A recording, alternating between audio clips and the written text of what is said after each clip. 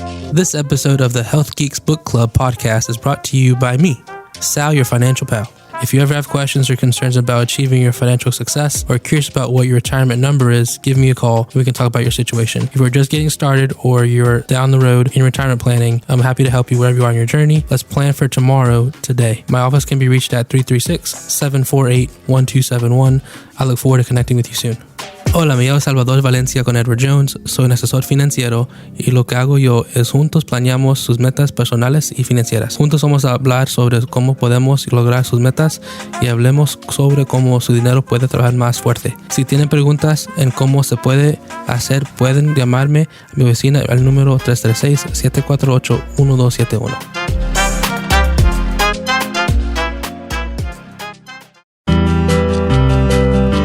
Welcome to the Health Geeks Book Club podcast. Listen in as Kristen Norton and Eleanor Russell review all those great health and wellness books you've been wanting to read or you have read and want to talk about.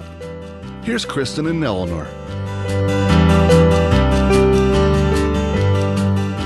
Hey everybody, it is summertime as we're recording this, and by that I mean school's out. The kids are out, and hey, have you guys ever watched kids chase bubbles in the summertime? Mm-hmm. Yes. You know, they can barely catch them, and then when you get them, they pop. Yeah. Well, chasing happiness is a lot like chasing bubbles. That's a good one. Yeah, we're going to talk about that today. And author Russ Harris, he talks about the happiness trap, and the more you try to chase happiness, the more it gets away from you. Hey, if you're as interested in prevention as I am, contact me, Eleanor Russell, at 360health, 4u.com. Whether you're interested in financial wellness or physical health products, 360 Health invites you to become part of our community. Oh, well, you know, I'm wondering if happiness really is normal. So I think that's why we read this book, because it's an interesting question. So this book was written by Russ Harris, you say? That's right. Who is he? Dr. Russ Harris. Oh, well, he's a doctor. He's a prominent Australian medical doctor, psychotherapist, and the author of our book. Yeah, and doesn't he do some counseling? It's like he was a doctor and he decided he really wanted to do more with helping people instead of writing prescriptions, right? Yeah, and he has a talent of making a complicated theory just kind of make more sense in our day-to-day Yeah, and this language. is we read the second edition. This thing came out in 2007, the first edition, and then it was 2022. We get the second edition, so this stuff's hanging around. Yeah, And- but he admits that there's a lot of new material. Things have changed. Right. Yeah, and his publisher, though, you know, I always like to dig around in that a little bit, is Shambhala Publications. Have you heard of them? No. Just last week. Yeah, that's what I was thinking. I was like, well, Shambhala. It's a family-owned publishing house that started in 1969, and it likes to publish books that are focusing on improving lives. And they have 5 imprints. I'm learning something about imprints in this whole journey with you guys. But there are 40 people in Boulder, Colorado. So this is a small shop. Interesting. And worldwide distribution, though, through Penguin Random House. Yeah. There you go. So I guess these small publishing houses can align for a distribution network through the bigger ones. I thought that's kind of interesting. Says over 1 million copies sold. Exactly. And so is happiness normal?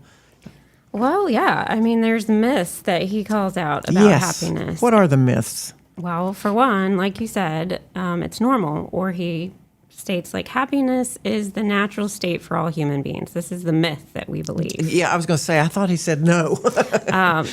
So believing that happiness is the default state can just set us up for disappointment and stress, that we have to be happy all the time, and that's our normal state. It's not true. No, it's not true. And you know, when we read the book Burnout, Yes. the definition of wellness Loved it. had something to do with the ability to move fluidly through the oscillating life circumstances. Right. You know, and that's because you're not happy all the time, and you have to understand that. It's a waveform, I think, an oscillating form. And so this author also agrees with that author, I believe, on that point. Right. The being human means we're experiencing many different emotions. Lots of them can be negative, and that's just part of life. Yeah, but on the emotion thing, when we read about how emotions are made, there is an emotional state called happy. But what we're talking about here is lasting happiness. It just doesn't go on continually. You have spells of happiness. Well, Right. I think it goes back. I mean, I've not read the book. Full disclosure here. Yeah, right. But we have. We read the books. We're geeks. let's see. The thing is you do it, so I don't have to. There But you go. without sadness and sorrow, you can't appreciate the happy. Yes, Right, that contrast, isn't it? It's the edge. Yeah, because if you're happy all the time, then you don't know appreciate it. it. You Right. don't know it. You just are. Isn't that interesting? It is. Yin and yang, huh? It is. Yang. Yang. All right, yin, so that's yang. myth number one. Happiness is not the normal state. What's the second myth? Or do we want to talk about that one some more? No, that's fine. Okay. So If you're not happy, you're defective. something wrong with you? Right. If we're not happy, are we broken? So what's wrong with you? Didn't we read that book too? What happened What to you? happened to to you? Yeah. So we're not, that's a myth. You're not defective if you're not happy. There are life circumstances, right? Yeah. Again, it's an appreciation. A realization. Yeah. Appreciation. And then we must get rid of all negative thoughts. No. Because there's no reset button in your brain. There's no delete button. That's right. Yeah. Yeah. And then the other myth that came a little later in the book, because the first two were presented somewhat early, and then later the third one is it's easy to control what you think and feel. Oh, yeah. And That's an important one. yeah, and that's so those are the three myths that this author takes to heart. And he says, well, there's some techniques that we can do and things that I can share with you. But what I found is, once again, if you read the front cover of the book you're reading, it tells you what it is. This happened to me with Brene Brown's Atlas of the Heart, right? It was an atlas. It was an atlas. Yes. This one says it's a guide. This is a guide to ACT, ACT, which is the mindfulness-based program for reducing stress and anxiety, overcoming depression, developing self-compassion, and creating a rich and meaningful life. So this guide has got several exercises in it, and he leads you through them with a really good pre-discussion of why you would want to do this. But to read this book, you need about 1.5 years. Yeah, we were talking about that before going live. Yeah, what was your experience with that? Well, we have a short amount of time we give ourselves to read these books, and I kept getting stuck because he'd be like, pause what you're doing and do this activity. And I'm like, I don't have time for that. No, he said just 5 minutes. And you have to do it. You can't not do it. Right. So it should then- say an interactive guide. Yes, it should. And then he says, "Did you do it?" It's like, well, I did one of them. I printed out. Well, I'll tell you when we get to the topic what I printed out. But there were things, electronic resources. He's got tremendous Yes, he does. resource online that you can access. But for me, if I want to reduce this stress and anxiety using ACT, which stands for Acceptance and commitment therapy. yeah, which is an interesting name too. That I really think I would like to check into a class with a guide, a facilitator that would actually make me sit there and let me have it like in a yoga class. They sit there and they say these things to you in yoga. Some of the things I've heard in yoga classes, and I'm receiving it very well because I'm in the room sitting Yeah. there. I'm not in my kitchen or in my family room or out on the deck reading a book. Well, So- and apparently Dr. Harris has workshops and things like that. So yeah, I would he's love training to be people, in- yeah. Yes, in the ACT therapy. But do you have to go to Australia to do that? That would be okay with me. I'm fine. I'm fine with that too. And also I think a therapist who knows about the ACT, which I'm sure many do, would be a good person to work through this with. I think so too. Although in our reading across this discipline of health and wellness literature, there's some other things that also address these same problems. Mm-hmm. And we're going to be reading another book that addresses them too soon. But let's dig in just a little bit to the to ACT and to when you find yourself in a difficult situation, and that you have a choice at that point, right? It's what he calls a choice point. And you can either move away from who you want to become, or you can move towards who you want to be and become. And so you have to figure out, okay. And he has some very nice illustrations that kind of bring these concepts into transparency and clarity that we were talking about, Tim. Tim likes the color clear, Yep, it's my favorite color. which he says is a state. Yeah. Or his wife says is a state. Yeah. I say it because I'm trying to be funny, and she's like poo-pooing on. Yeah. But we need to learn some skills to help us figure out which path we want to take. And of course, all of us would probably prefer to go towards what we would like to be. But we often don't. No, and why don't we? I mean, I like what he calls struggle strategies. Exactly. Yeah, we either struggle with the thing that's a problem or we obey it. We believe it, which it may not be true. So he has some strategies for struggle. What did you look at any of those? Do you have any of them listed, or Did I print out one of those? because he says you could be suppressing the thought, trying not to think about it, or trying to avoid the situation. Tell yourself not to think that. Yeah, argue with it or judge yourself because I can't deal with this. I'm an idiot. Or you cling to it, like you said, obey it. Yeah, so that's the opposite, the obeying. But you can the struggle strategies. He says you either fight it or you flight it. So that's a stress reaction, either flee or freeze. And so you could opt out. You could take substances that numb you out. You could worry, blame, fantasize, all sorts of things. So we all do that when we're faced with a difficult decision. We all do. And I think I love his description, the problem with struggle strategies, because he says sometimes struggle strategies are fine. It's not a big deal. Mm-hmm.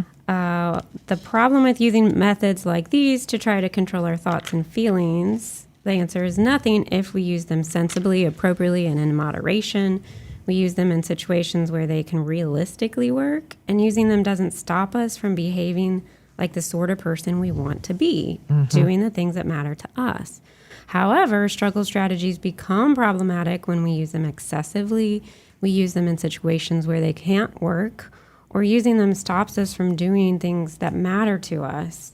I'm going to keep this because as a dietitian, I talk a lot about this. Eating for non-hunger reasons is normal. Mm-hmm. It is okay to eat to celebrate. It is okay to eat sometimes when we're sad.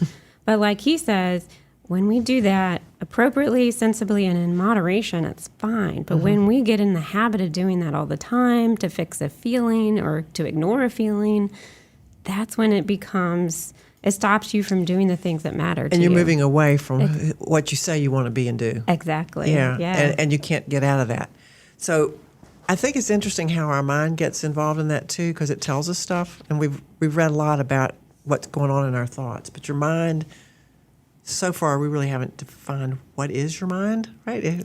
I just love that concept. But anyway, he says our mind, when it gets into these spins, keeps ruminating, or you're afraid or whatever. It's an overly helpful friend. Oh yeah, that's a good description. And I liked that concept because he's saying your mind is not trying to take you down into the gutter. It's trying to help you survive. And so it's saying, hey, pay attention, and it's saying, I want to protect you. And when these unhelpful things happen, it's something to learn from so that you can be prepared and know what to do the next time. You want to find what's safe and good versus what's unsafe and bad. And there's reasons that your mind is trying to spare you uncomfortable thoughts and feelings or from trying new things just in case you get hurt. So it's a protective thing, but you have to say, mind, I hear you. Yeah. Yeah, oh, isn't that interesting? You're telling me something. And that causes a break in the repetitiveness of it. And it allows you to do some other things. So how do you drop anchor is what he says you need to do. If you can learn to drop anchor in those moments. I like that term too. Just, get off the boat, drop the anchor, whatever. And so breathe, take some deep breaths. Well, before we get into those really simple simple or not, but realistic everyday strategies to use, I want to not skip over experiential avoidance. Okay. And that's like his explanation of why we're using all these struggle strategies too much. Because we want to avoid unpleasant feelings. And perhaps you've grown up, like many of us, thinking, oh, I can't cry. I can't be sad. I've got to make myself happy. You were told not to cry. Yeah. You suck it up. Tough it out. You're going to be fine. Yeah. Get over it. Move on. And so you don't ever have the space to feel these unpleasant feelings. And so I don't think many of us were taught that these are okay, and we try to shove them away. So I didn't know that that's experiential avoidance, but that's just our attempt to avoid unpleasant feelings that get in the way of doing what truly matters to us. And he says, the unwanted outcomes lead to even more unpleasant feelings, which then lead to even more struggle. It's a vicious cycle, and I do mean vicious. There's a wealth of research showing that a high level of experiential avoidance is a major factor in depression, anxiety disorders, addiction, impaired performance, low self-esteem, relationship conflicts, eating disorders, disengagement, OCD, trauma, chronic pain syndrome, and other psychological problems. Which a lot of Americans are suffering from currently. Yeah. Okay, so now we can move on to some of the really great things that he has us do in this book.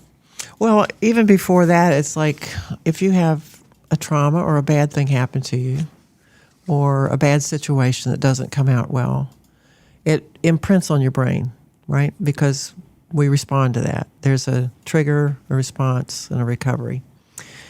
And so what he's saying is in our brain, we need to lay down new pathways.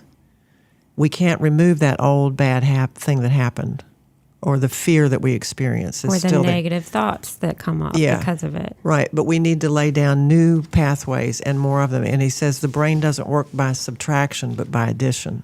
And so if we can add more of these positive, as I understand it, thoughts, it's going to help us survive. Right. And maybe achieve happiness at some level.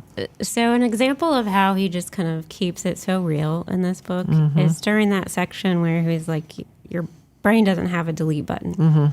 So finish this song. Mary had a little Lamb. He's like, try to forget that. Try to forget that is the end of that sentence. You can't do it. You can't. It's always going to be there. It's always going to be there. So don't think that you can delete these negative thoughts that have always been there from childhood or something that happened to you. And that's the whole premise of ACT. So I'm familiar with cognitive behavioral therapy. And this is where you're focusing on changing negative thought patterns and behavior. And the goal is to challenge and alter those thoughts, where in ACT, it's accepting those these thoughts. And having other ones. Letting them be. Well, not even replacing them. No. But the goal is to reduce the impact of the negative thoughts and increase your flexibility about them. So you can have these negative thoughts live there, but they're not driving the bus. There you go. Yeah. So that was new to me. I learned a new psychotheory. Well, that's what he's trying to do, is spread the word. Are you ready to take control of your health and wellness journey, but don't want to do it alone? Look no further than Well Balanced Nutrition. We offer personalized nutrition and wellness coaching tailored to your unique needs. Our integrative, whole-person approach combines the latest evidence-based practices with compassionate guidance. Whether you're managing health concerns or seeking to optimize your well-being, take the first step towards a healthier, happier you by booking a free 15-minute consult with one of our registered dietitians at wellbalancednutrition.com. So you were mentioning anchoring. I think that's a good thing to share in the ACE. Do you remember ACE? Acknowledge. Well, I think that's how you do the drop. Mm-hmm. And when you drop an anchor here, if you can just remember ACE. There are a lot of acronyms in here, which seems like a lot of these things that we read like to reduce everything down to letters, and that maybe that will trigger your memory, which it is a mnemonic, and those do work. So But Maybe. can you have overload of that? I think so. Because there's a lot of overlap too when you say ACE or ACT. There's other things that have that same acronym, and it's like, oh, which one are we talking about? Well, I mean, we've just read so many books at this point, and I'm like, oh, yep, overload. I cannot keep any of these straight. Yeah, you need a glossary of mnemonics. Of just mnemonics. Yeah. Yeah. From the Health Geeks podcast. Yes. Yeah. Hey, Yeah. we might publish that. That might be There kind of you go, fun. yeah. I'm going to look Get at that. Penguin Random House too. Yeah, or Shambalala. Shambalala. Shambalala. Brown-eyed girl. Oh, there we go. All right, so ACE, A is to acknowledge. And how do we acknowledge? Just recognize it. You know, when I was learning how to meditate, I had the Headspace app, which I love. Hey, if you're listening, Headspace, you can sponsor this podcast. Heck There you yeah. go. So they have, they talk you through meditation, which is so nice because otherwise my brain just goes off into, like many of us, it goes off into all these places. They call it monkey mind. Yes, I exactly. can't meditate. Oh. I can't. I can't. Because the whole time I'm like, Can't my brain never did anything. The 3/4 of the word can't is can.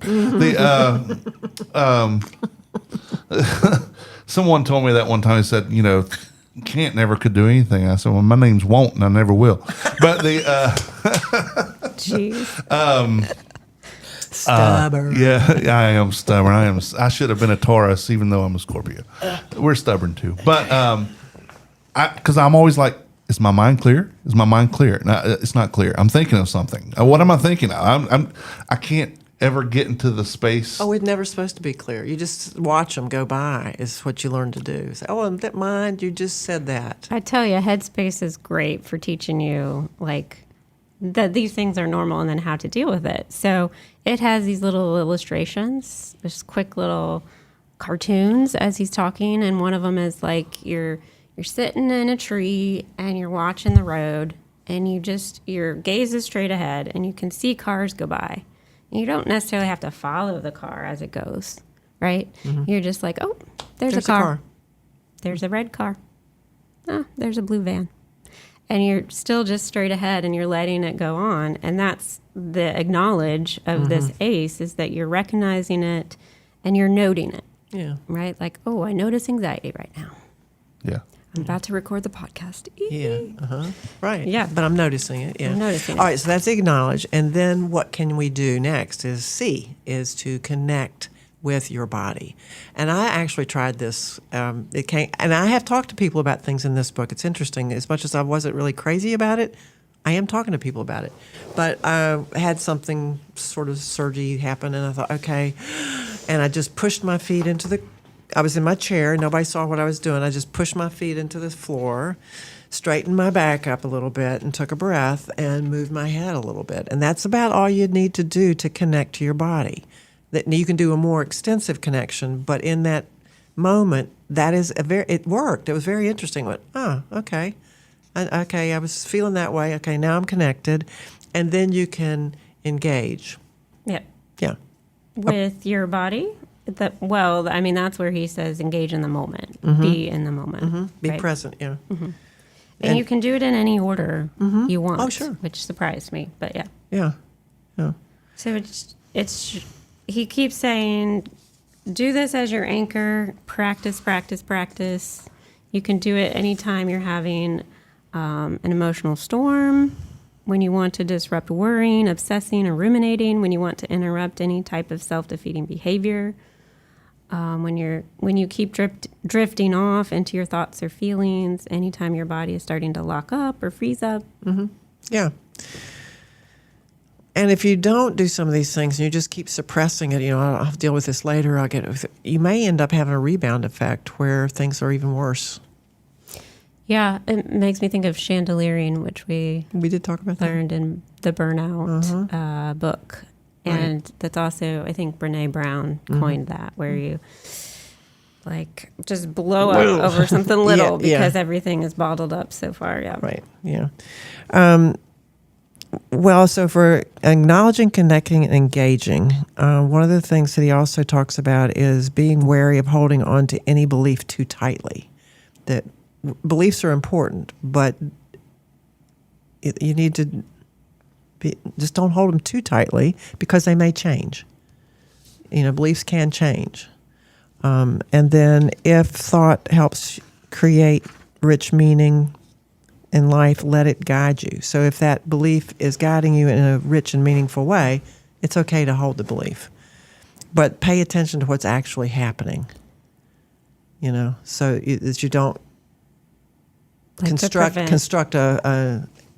construct something rather than what's actually happening. Like an imposter syndrome, yes. For example. Mm-hmm. Like, I'm really not good at my job, but if you look at it objectively, you're getting the things done. And so don't let the beliefs take you away. I like how he also says, think about, are your thoughts and beliefs helpful? Mm-hmm. Not whether they're true or not. I mean, if they're helping you towards that meaningful life. Exactly. Yeah. So he goes through one where his client says, well, I'm fat. And they're kind of going back and forth. Well, is that true? Well, it doesn't really matter. Is that helpful? Does it move you towards what you want? No, it moves me towards eating more and then feeling guilty and then feeling depressed. Mm-hmm.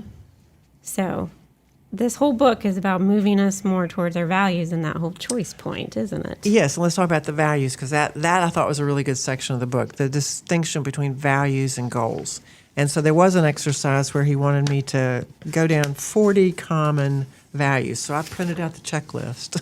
I did too. Yeah. And then it was a lot of fun to look at. I really liked it. And then I sort of said, okay, I don't have time to do all this. But what is the point of talking about values and goals? And to me, there was something interesting there. Values are really what you're doing in the now, how you're living. Mm-hmm. And are you living according to what you want to be doing or not doing? And your goals are things you might aim for in the future, where you might want something or have something or get something. And he has a really good section in the book that I'm going to try to look up where he rephrases some things between goals and values. I'll look that up while you respond to what I just said. Okay. Or add to it. Yeah, I mean, I like the value-based decision making because we know there's good research that says it helps us make sustainable changes. Mm-hmm. It helps us continue to make the decision if it's something that we value and we're connecting with that. So for me as a dietitian, it's like, well, if you want to get your A1C down because your doctor said so, that's one thing. But if you value family and you want to be around for your family, that's going to be a way bigger driver of getting that A1C down and making those everyday dietary or lifestyle changes versus doing it for your doctor or just because. So anytime we can connect, and I love this list, I'm going to keep it. We used to have a list in the Well Balanced office of all the values, and you could just circle them, but this one's a little different. So he also has you look at different areas in your life too, like work versus family. Did you find it yet? No, I guess it's lost, but it was really good. It would rephrase the goal statement to a value statement. Oh, nice. I don't know where that is.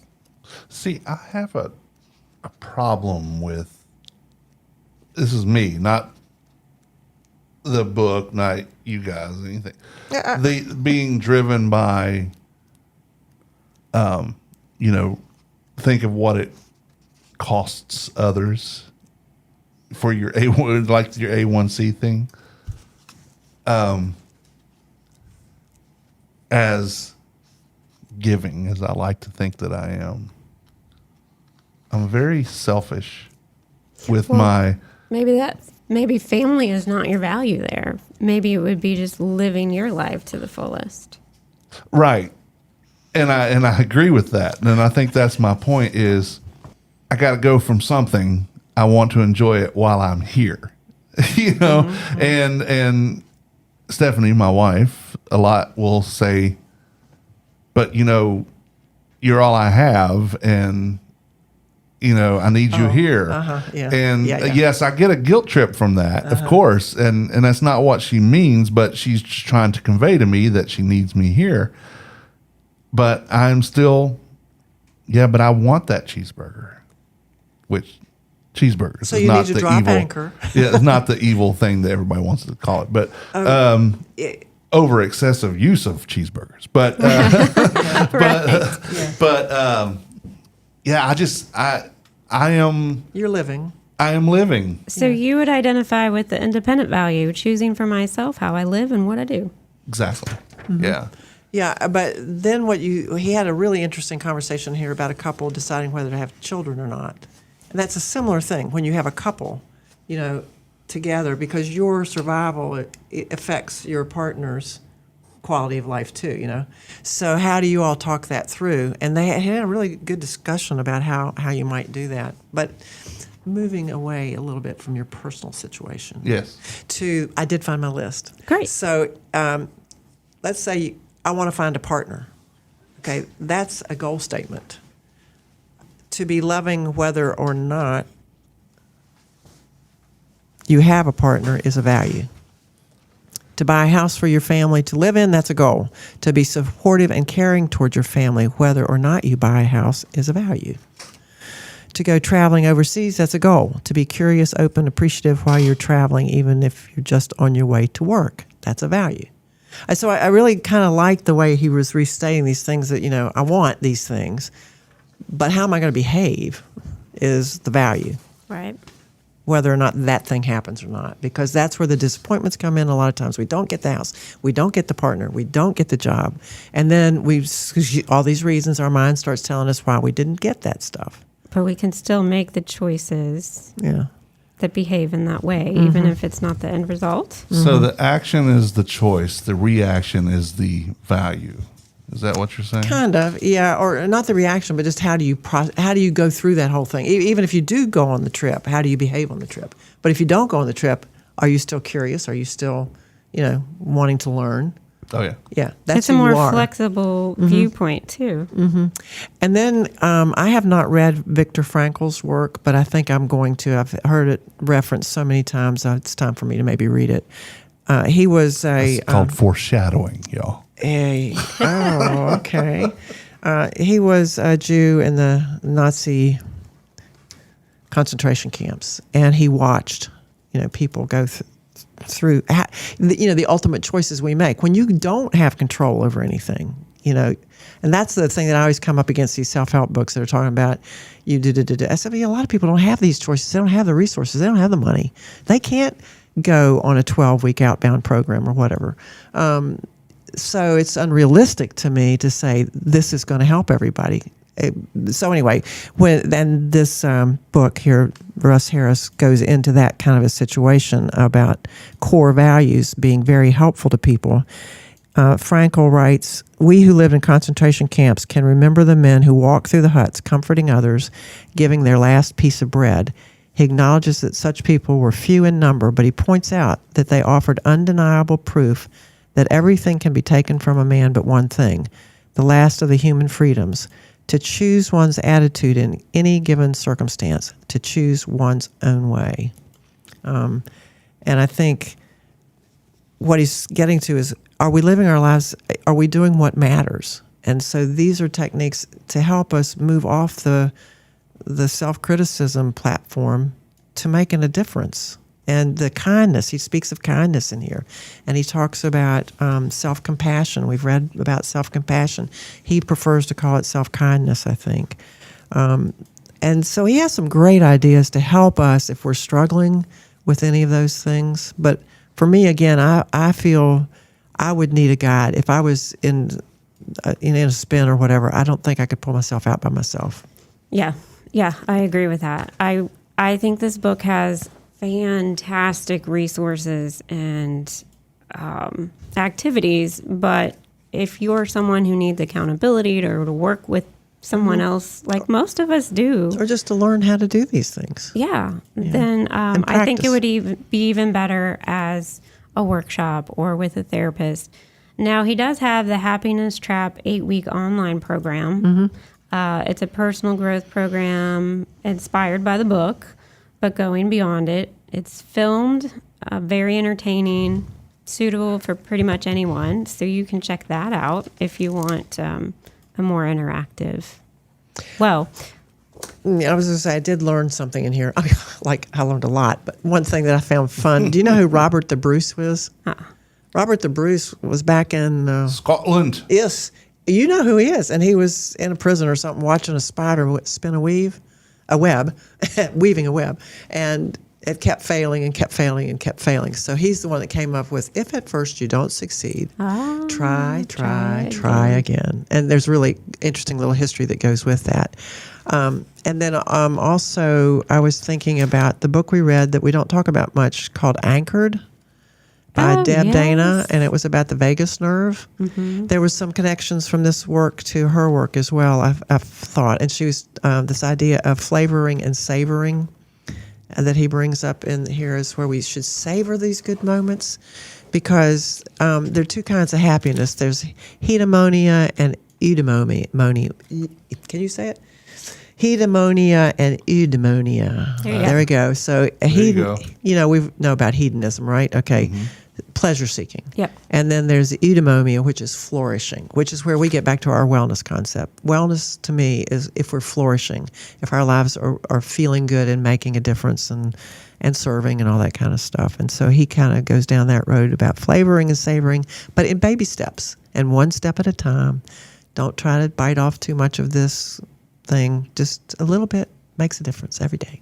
Yeah, and like you said, this would take me a whole year, and maybe that was the issue. I tried to finish this in a couple weeks, and if you take it one baby step at a time, because we did learn so much from it just as a crash course, but if you really take your time, it could really help you embrace your thoughts and not let your thoughts control you, but live by your values.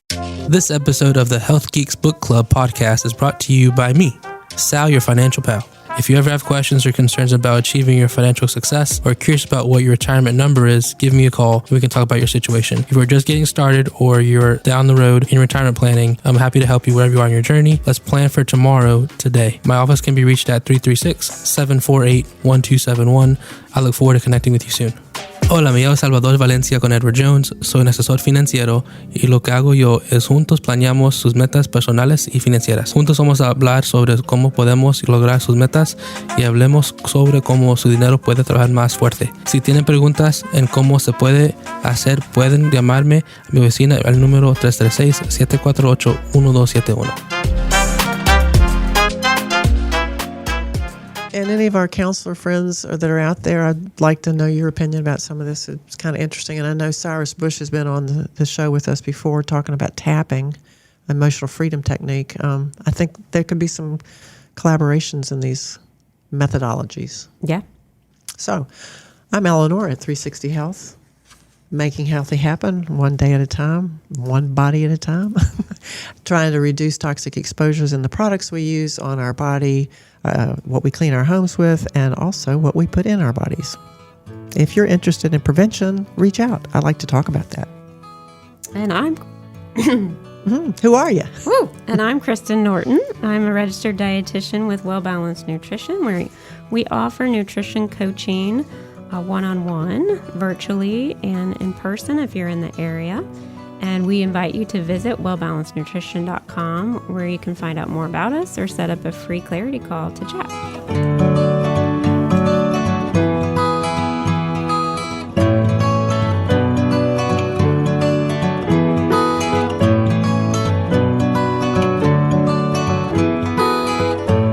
The views and opinions stated in this podcast are solely those of the contributors and are not necessarily those of our distributors or hosting company. This podcast is copyrighted, and no part can be reproduced without the express written consent of Kristen and Eleanor.